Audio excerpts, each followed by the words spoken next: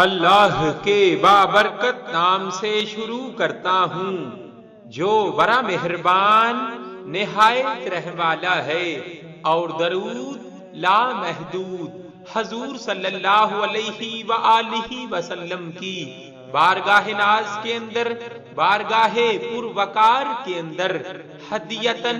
عقیدتن، محبتن، نذرانتن، تحفتن، مودتن، ادبن پیش کرنے کے بعد رسول کریم صلی اللہ علیہ وآلہ وسلم نے ارشاد فرمایا، نماز کے بعد اللہ تعالیٰ کی حمد و ثنا کرو، پھر کثرت سے درود شریف پڑھ کر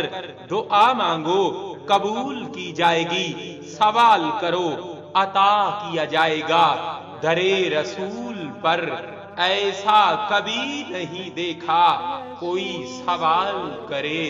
اور وہ عطا نہ کرے۔